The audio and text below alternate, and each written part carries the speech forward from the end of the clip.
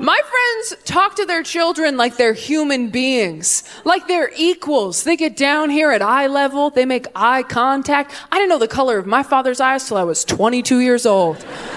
And that's just because his license fell out of his wallet once. And they're just down here like, hey buddy, how's the Lunchable treating you? Good? Awesome. Well, if you have any feedback for me, notes, input of any kind, I would love to hear it. You know why? Because it's your childhood. I'm just honored to be a part of it. Anybody recognize any part of that speech? My parents were amazing parents. I love them very much. They did a fantastic job. But they were old school, tough love, no coddling parents, all right? When I was 15, I told my dad, I'm very depressed. I need to see a therapist. I've been thinking about killing myself. And he took a knife out of the knife drawer, shook it over his head, and went, be my guest. And I was like, wow, I don't want you to fix it. I just want you to listen. The best part of that story is I brought it up to him recently, and he just goes, oh yeah, I remember that.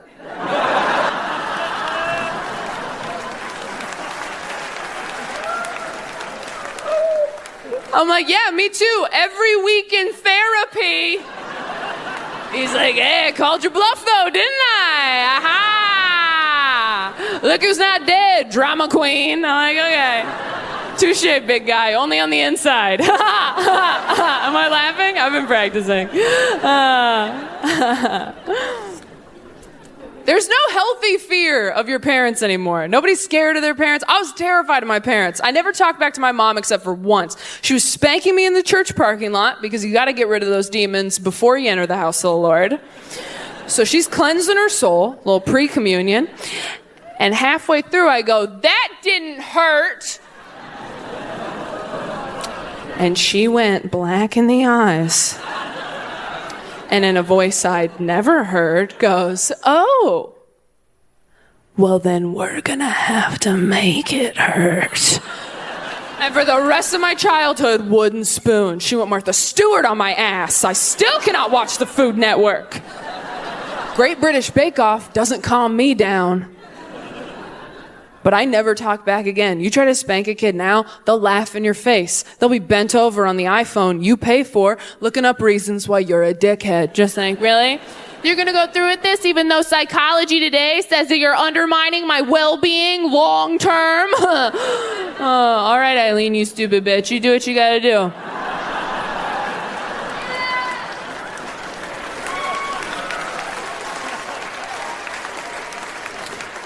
I'll be down here playing Angry Birds and Googling how you live with yourself. By the time I have kids, they're going to be monsters. Just like, how dare you address me directly? Avert your eyes. And get out your boob. I'm hungry. The big one. I'm like, ugh, who gave you an accent? I had amazing parents. I have to keep saying that in case anyone here knows them. Anyone can come to these. He came out, he goes, thought he found a new angle, right? He comes out, he goes, you know, we always kind of rush through the Christmas story, don't we? Since we all know it so well. But if you ever really stop to think about what this must have been like for Mary, and all the women were like, oh, and all the men were like, no! Which one's Mary again? Oh, are you talking about the vessel? You talking about the hole we put the Lord in? You talking about the Jesus jar? You talking about the Christ cubby? You talking about the Savior sack? You talking about the prophet pocket? We could keep going, but we have to move on. But that's a fun game to play to come down from the cousin fight, if you want. That Mary POV sermon went over so well for him that he came out the next year all excited. Like last year we talked about what it must have been like for Mary to find out she was pregnant with Jesus. But have you ever stopped to think about what this must have been like for Joseph? And all the men were like, finally! Representation! I also think whores are lying to me! Joseph was Mary's betrothed at the time. Again, I don't assume everybody knows all the Bible stories. You grew up in church, you're like, everybody's learning these. Nope, some kids were having childhoods on their bikes. Yeah. Is there anyone in here who never went to church, has never believed in God, never been religious at all? Wow, all in the back. That checks out. Well, you sound very at peace. You sound so relaxed, but how do you know right from wrong? How do you not kill people? Some Christians talk like that. My dad growing up was like, if I weren't a Christian, I'd be in jail. And I'm like, whoa, I'm 6. Let's do Goodnight Moon tomorrow instead of Dad's Dark Thoughts. Some Christians walk around like, yeah, if Sky Dad didn't have me on house arrest, there'd be some mud on my boots. And you're like, cool, let's only hang out in groups. But if you didn't grow up in church, you might not know a lot of Bible stories. You might not know any Bible stories. I won't put you on the spot, don't worry. I used to learn my lesson. One time I asked someone and they panicked and went, VeggieTales! I like that you can inconvenience your family after you're gone. That's fun for me. Because who's going to say no to taking your ashes home, first off? Like, oh, I couldn't possibly. There's no room at my house. We're full up on haunted cups. Like, nice try. Take me home. I'm so small, right? And then if you want your family to spread you somewhere, depending on how you feel about your family, that's where you send them, right? So if you love your family, you're like, I'd like you to spread me in Hawaii over 7 days of PTO. That's what I'd like. Love you guys. Miss you. And then if you don't like your family, you can be like, have you been to Toledo?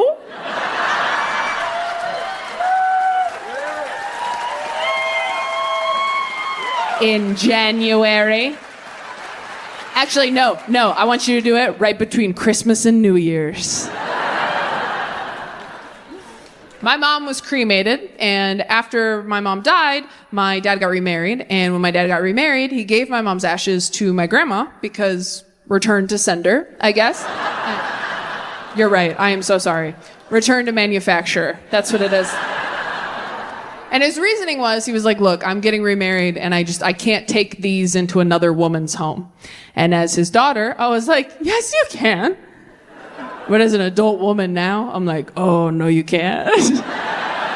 I've dated straight men. I don't like it when they follow their exes on Instagram. You're telling me if he brought a little baggie of her bones inside and was like, this lives under the TV forever, I'd be like, cool, love that there. No, I'd be passive aggressive at best. I would probably flush a teaspoon of her every day. Just.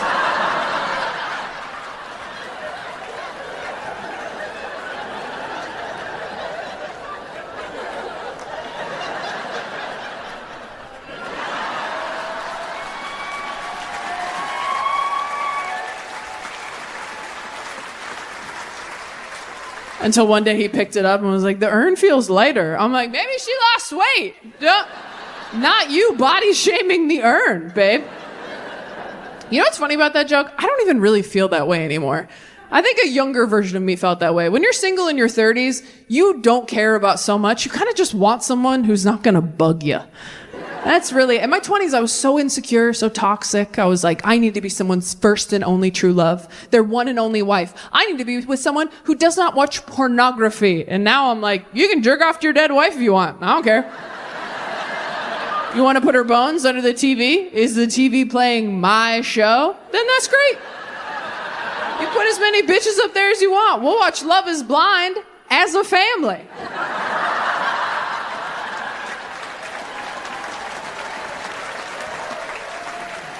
I told my buddy Dustin that, and he goes, what if you married a guy who was still in love with his dead wife? And I was like, she's not coming back. That's his thing to deal with. You know, lock yourself in the bathroom, smell her shirts, cry it out. But we're going to Chili's at 5.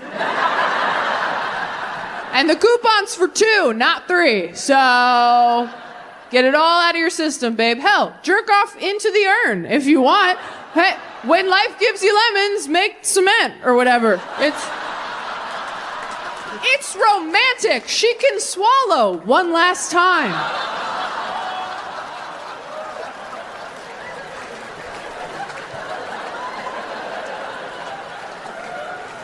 Shame on you for laughing at that. I do think my fear of growing up religious, a lot of people grow up sheltered, you know? Round of applause, how many people did not get a sex talk in here? Didn't get one. Round of applause. Oh, yeah, see? All right, now round of applause. Who did get a sex talk growing up? Who did get one? You did right here. Do you mind me asking you how old you were? Is it okay that I'm talking to you? I just want to make sure. If I talk to you and you're not into it, that's completely fine with me. I wouldn't talk to a live entertainer either. Do you consent to crowd work? I need a verbal yes, not just a thumbs up. Yes, see? Not that hard. That's how it's done. All right. All right. How old were you when you got the sex talk? 9. Okay. That seems a little early, but also kind of okay. I don't know how tall you were at 9. Right? Were you asking questions, or were your parents just like, it's time? My mom took me for a picnic in the garden. Your mom took you for a picnic in the garden? Fuck you so hard. Are you serious?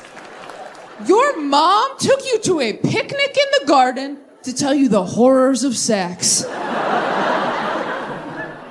I'm sorry, I'm having an emotional reaction to that. That's the most beautiful thing I've ever heard. This secret garden sex talk.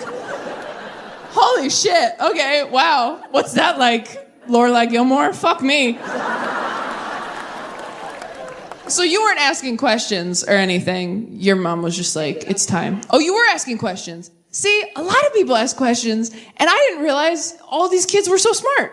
I didn't know we were supposed to be smarter. I never asked any questions when I was a kid, which is so stupid now that I think about it. Because when I was a kid, before I got my period, I had 3 holes, right? I still do. I don't know why I said it like that. I still do, for the record, just for anybody watching. I still always have had, always will have. I mean, I think when you get your tubes tied, do they seal it? Oh, I'm going to Google it. Forget this. This was a tangent. I'll deal with this on my own. But before I got my period, I had 3 holes, and one of the holes wasn't doing anything, right? And I never thought to ask anyone around me, hey, what's this unemployed hole doing between my other 2 holes that are working pretty hard? I just walked around all day like, I don't know, that's my big one. God knows what he's doing. That's where my faith goes. After I saw Music Man, I started calling it my glove compartment, but that is another story. This was my sex talk. So when I was 10, I read what sex was in a book, not planning on it, just kind of like, oh my God, tried to forget. Just Assaulted by Judy Blume, quite frankly. And then 2 years later, my dad was driving me home from school, and out of nowhere, he goes, do you know what sex is? And I was like, yeah, Dad, I read in a book. Let's never speak again, right? And he's like, all right, I need you to tell me what it is so I know that you know. My dad made me give him the sex talk. I was like, do you know what it is? He's like, why don't you just tell me what you know, and then I'll tell you what I know. And we'll get to the bottom of this together. I used to ask my parents for relationship advice every time I went through a bad breakup. Don't do that unless you want to learn too much about your parents. I had a terrible breakup in my early 20s, and I remember I was back home. My stepmom was trying to comfort me. She goes, Taylor, there's a guy in my... I do like having sex with men sometimes. I will say, does anyone like sucking dick for real? Does anyone really? Yeah, oh wow, good for you. Just a quiet hand raise. That's beautiful. That's so nice. Wow, heroes among us. Good for you. I like sucking dick the way I like going for a run. I'm proud of myself after. But during, I'm always like, why'd I do this? I didn't have to do this. There's other ways to get where I'm going. But then afterwards, I'm always like, wow, the power of the human spirit. Really is all mind over matter out there. But then during, I'm like, people should be throwing little cups of water on me for being so brave. But then afterwards, I'm like, nice. Got my time down.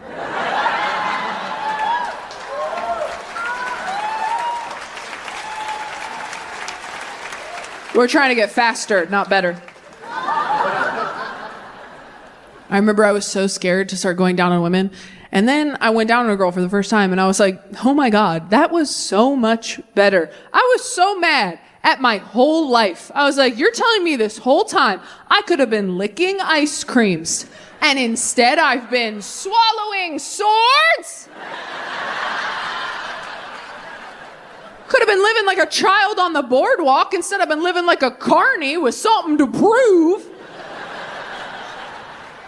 Not that I'm like killing it at queer dating. I job, so I got HR training. I've never had that before. There's no HR in stand-up comedy. It's the opposite, in fact. They're like, are you harassing people? Great job, start a podcast. It was fun, that HR training. I learned a lot. Did you know we're allowed to fuck people at work? Did you know that?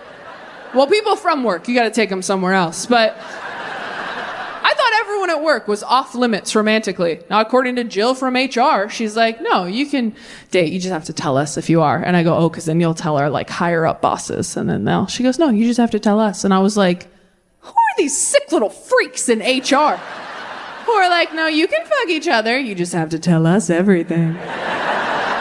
Was it good? Do you have photos for the PowerPoint?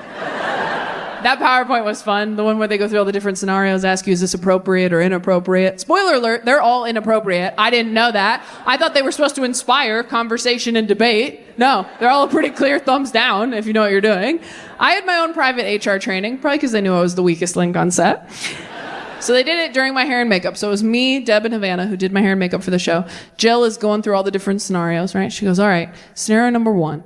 Kyle tells Sharon on her birthday, doesn't matter how old you get, I would still be down. And he winks at her. Is that appropriate? And we were like, do you have a picture of Kyle?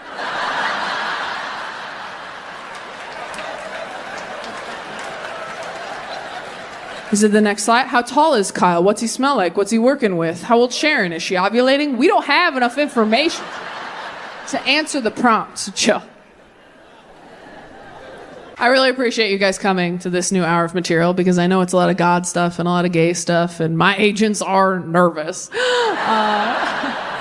I think my whole team was a little nervous when I said I was going to do a tour called Save Me and talk about religion. I got a call from my publicist one day like, hey, I heard you're going to call the special prodigal daughter and you want to call it for Save Me. I think that's great. Just making sure you're not taking any promo photos like hanging upside down from a cross, right?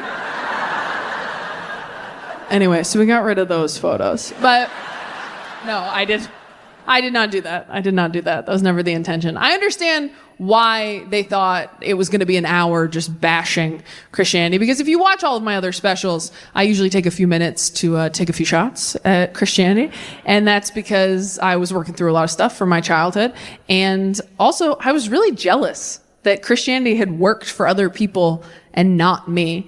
As a mentally ill person, it is devastating when someone just goes, yeah, I used to be sad too, and then I accepted Jesus into my heart, and now I'm all better. And you're like, oh, is that all you did? That's all you did? Oh, just said a little poem in the dark, and now you're worthy of love? That's great. I love that for you. It's oh.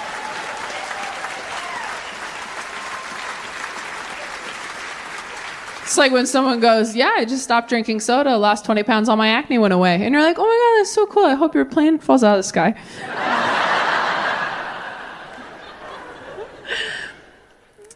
The problem that I have with religion is it can be interpreted so many different ways, right? Like you can say to a room full of people, Jesus loves you no matter what. And a lot of those people will hear, Jesus loves me. But some of those people will hear, no matter what. And that's the problem, right? Religion can be used as either a weapon or a tool. And to be clear, if you are using religion as a weapon to control, manipulate, scare people, to make yourself feel superior to everyone else, fuck you. That's not what it's for. You are not using that correctly. You're using a vibrator as a back massager and we're all fucking laughing at you. Because if God does exist, he does not exist to make you feel better than other people. He exists to make you better for other people.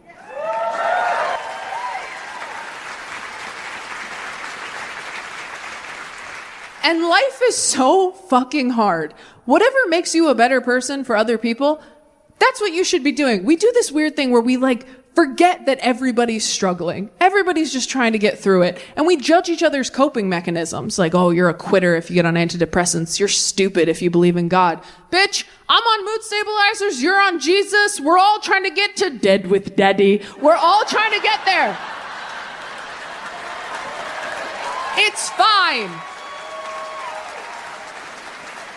And there are a lot of people who are using religion correctly. People like my aunt and uncle, my grandparents, the people at this church. There are a lot of people who are using religion as a tool for community and connection and compassion and comfort. And when I was writing this hour, I was thinking about those people. And I was thinking about my family. I don't think the dating app thing is for me, by the way. I don't think I can do it. Is anyone in here on dating apps? Okay. Has anyone in here never been on a dating app? Oh, I don't care for that. Wish I hadn't asked. The smugness of those woos. I hated every second of that. If you've never been on a dating app, let me tell you what it's like. Every dating app profile, you get 6 photos of what look like 6 different human beings. And then you have to go and sit at a coffee shop and wait for them. Like, come on, picture number 3. Come on, picture number 3. And then he gets there and you're like, God damn it, it's 4. But you can't just leave. You got to sit there for 45 minutes, nodding and smiling, knowing you're going to ghost him later. You feel creepy. You feel like Haley Joel Osment in The Sixth Sense. Just like, oh, he doesn't know he's dead yet. Dating is so awkward, especially dating apps. A dating app date is not a blind date, but it is a nearsighted one, you know? The first date's easy. You get dinner, drinks, that's basic. But then they're like, this was fun. We should hang out again. What should we do? And you're like, well, shit, I'm not a person with hobbies or interests. I'm basically just a stack of frightened possums in a trench coat right now, doing an impression of someone I saw on the street 8 years ago. So then you gotta go home and get online like a loser, like date ideas 2023. We could bowl. You ever drive past a bowling alley? Like, at least stay open. Second dates, that's how. We could bowl or mini golf. Is laser tag a real thing? You're just doing shit church youth groups do? When they're trying not to touch each other? Just lace up those bowling shoes, my man. You're either gonna commit to me or Christ tonight. Can't finger these holes, you can finger those. Pick your ball. Pick your ball.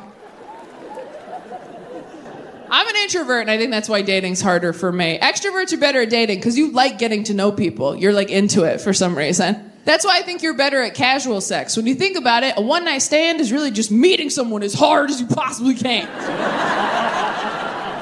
I've never been able to have casual sex as an introvert. I can't even relate to my male comic friends in green rooms when they're talking shop about road sex. They're like, yeah, I had sex with this girl and then kind of just lost interest after I came. I'm like, totally. That's how I feel after I poop in a Barnes & Noble. Right? Because it's like, I got what I came for. We can go. But those are my most fun friends to talk to. My friends who have casual sex regularly, I always want to hear their updates. I have a friend, she's on Tinder. I call her every Monday. I'm like, hey, how was your weekend? She goes, great. Remember that guy I told you about? He is so good at dirty talk, Taylor. I'm like, what's like good dirty talk, in your opinion? She goes, thank you for coming to this. You did not have to. AI is getting pretty good. It's getting way too good. I don't trust it. My iPhone started capitalizing the G in God again without asking me. Did that happen to anyone else? Yeah, I don't know which update it was, but all of a sudden my iPhone's like, did you mean King of Kings? The robots are coming and they love the Lord. Are you guys worried about the robots? You concerned? Yeah. Have you looked at the people in your life, your friends, your family, and then back at yourself and gone, uh-oh. I'd like to have kids too, which is a shame because I'm so talented. And you understand. I don't know what happened. A few years ago, I was like, yeah, I'll get to kids. And now it's like every day I wake up and my brain goes, you have goals. And my body's like, I'm empty, like all the time. I saw a baby in a fedora last week and I was like, I need to make something and put a hat on it right now. It came from somewhere inside me I didn't know existed. I felt like a young boy who'd just seen porn for the first time. Just like, what's happening to my body? I have to go home forever. I do still get annoyed with other people's kids, which I think will keep me empty a little bit longer. Like, my biggest pet peeve are those babies that wave at you from strollers. Have you seen these babies? They're strangers to you, but they wave like you owe them money or something. And it's like, hi, don't engage. It's a trap. The same thing happens every time. Hi. Hi. Hi. Hi, sweetie. How are you? You know why they laugh? Because they just wasted your time. They know one word. It's not a conversation. That's a dead end. That would be like me walking up to a French person like, bonjour. They get excited, start talking to me in French, and I just go, ha ha. Then a bigger person wheels me away in a carriage. Au revoir, asshole. You thought you made a friend, baguette.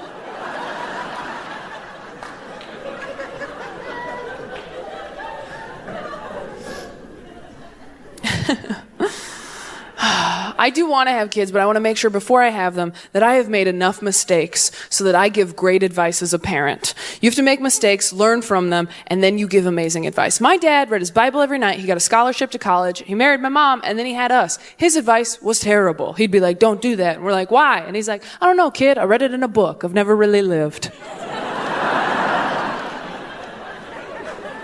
Joel Osteen pose. My uncle was a drug-dealing alcoholic who got shot in the 90s. I listen to everything that man says.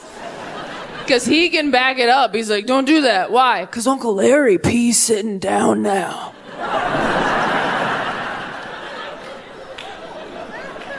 Go play.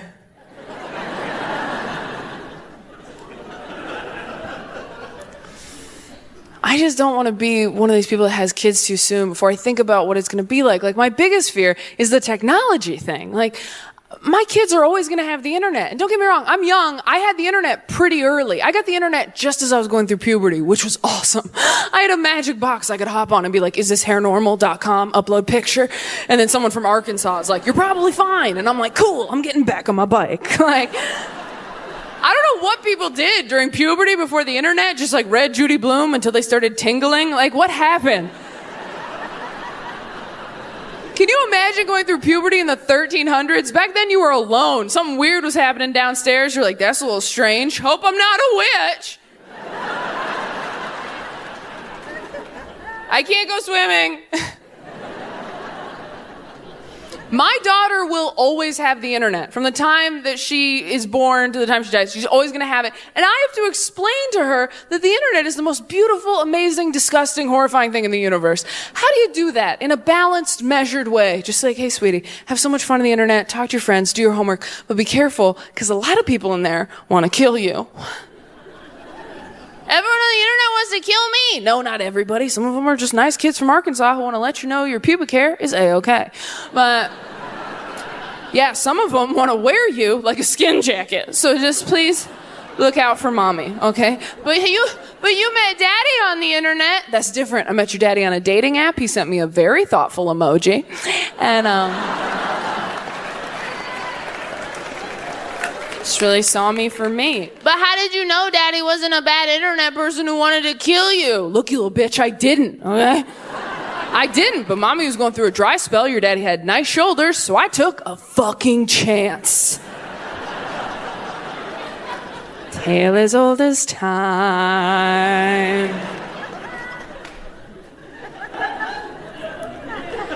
The part about being single, hands down, is that you do not have to introduce anybody to your parents. Have you guys introduced people you were dating to your parents? It's not about introducing people you love to one another, is it? No. It's about showing your partner why you're mean to them sometimes. It's about taking your sexual partner back to the scene of the crime. To say, see, the stories are true. Because you don't want your partner to like your parents. You want them to walk out of that night going, oh my God. Your parents are just, I know. I mean, seriously, babe, how did you ever? I don't know. Kind of seems like maybe people should cut me some slack when I'm being a bitch, though, huh? Kind of seems like maybe now that we have all the information, turns out I could be a lot crazier if I wanted. But I keep a lid on it pretty good, and I deserve to stop at Target on the way home. With no time limit. And I want a cart, not a basket. You have to be careful when you introduce people to your parents, though, because your parents don't always show up as your parents, do they? Mine never did. My parents undermined me every single time I brought someone home to meet them. I did everything right. I did the huddle up in the car before we went in, like, hey, remember what I told you? Those people in there, they're not your friends. Whatever they say to you, do not take that personally. It's not about you, it's about them. Do you want to write that on your hand in case you forget? No? You can look at my tattoo if you get scared. Let's do it. And then you go inside prepared for your parents to show their true colors. And your parents float downstairs. And they're just amazing all night. They're like fun, cool, laid back. Your dad's in an open Hawaiian shirt. Just a one-man conga line, topping off drinks, saying all kinds of progressive shit you've never heard him say. You want another beer? We should golf sometime. What are your pronouns again? And you gotta get back in the car later muttering like a conspiracy theorist. Like, well, that was not, I was there and I know it happened and it was all right. And no one can tell me what didn't happen and I know where it is. While your boyfriend buckles up like, I don't know what you're talking about, babe. Your parents are awesome. And you're like, oh, no, they are not. I don't know who those lizard people were. But they are not the ones who broke me. And the next time you see your parents, they're all smug, like, Jason really seemed to like us. You're like, I know what you're doing. Oh, maybe your therapist wants to meet us next, get our side of the story. I cannot wait till you're in the ground. All right, well, we'd like to be cremated. I will scatter your ashes where God can't find them.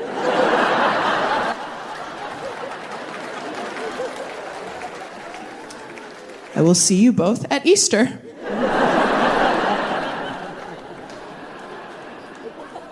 The craziest thing that happened is my mom died of cancer. See? You almost forgot. And then my dad got remarried, and then our stepmom got cancer. She's fine, don't worry. I wouldn't do that to you twice. That's God talking to my dad. And as soon as our stepmom got it, me and my siblings were like, holy shit. Is Dad giving people cancer?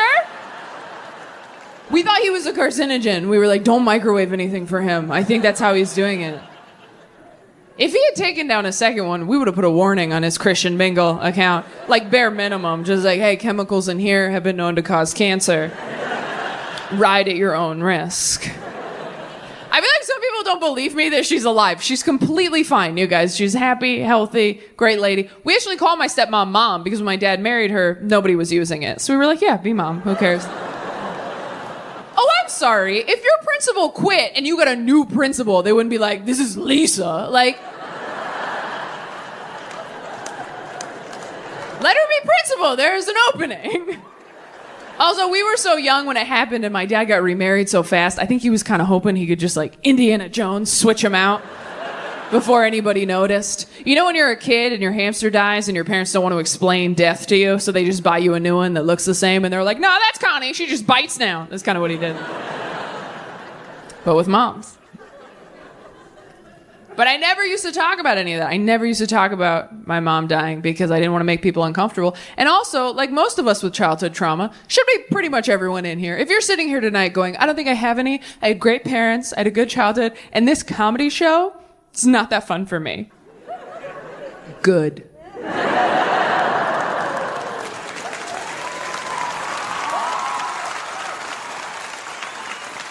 I hope this is the worst night of your whole life. Because it sounds like it's been smooth sailing. And you might need some perspective. But most of us did have some childhood trauma. And when you get to be an adult, you're like, whoo, made it. Never have to think about that again. Look at all my keys. The world's my oyster. And so you just start pushing all that dark stuff that happened to you as a kid down, down, down until you don't even think about it anymore. And that works for a long time.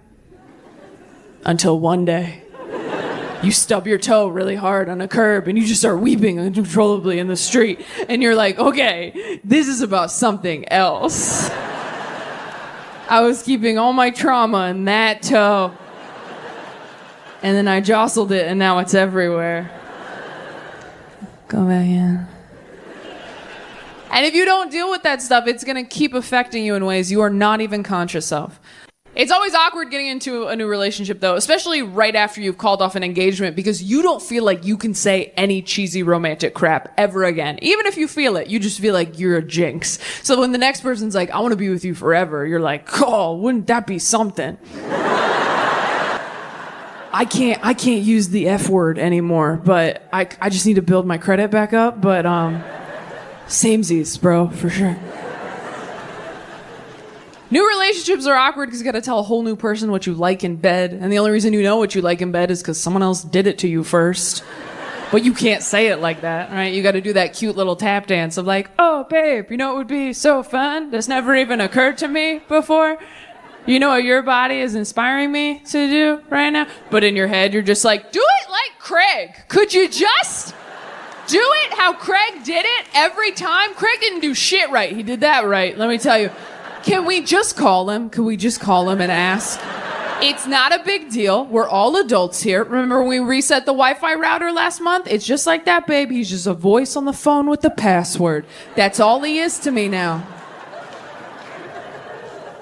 No, I did block his number when you asked me to. Of course I did. But when you block a number, your phone kind of just saves it in a different folder. Ooh, some of us are going to fight in the car. Not everybody knew that. You have to be able to talk about what you like in bed, and you have to know what you can and can't say, all right? Like, I've been telling guys for years, I like it a little rougher in bed. I don't say it like that. I say like, oh, I'm damaged, you know? Like, if you're a straight guy, don't say that. If a straight dude's like, I'm damaged, fucking run! That guy wants your toes in a baggie, so... Sometimes you think you like something and you don't. I thought I liked dirty talk. Turns out I just like dirty phrases we agreed upon earlier. You ever tell someone you like dirty talk and then they hit you with something in bed and you're like, nah, that was not approved by corporate. No.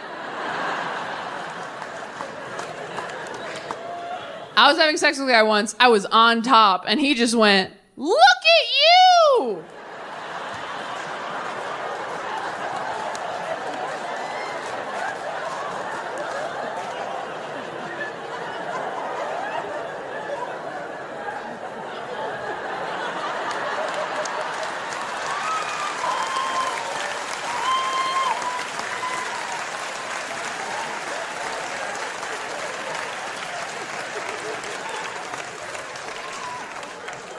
Like I was taking my first steps. I'm like, you better get the camcorder, daddy, because I am never getting up here again.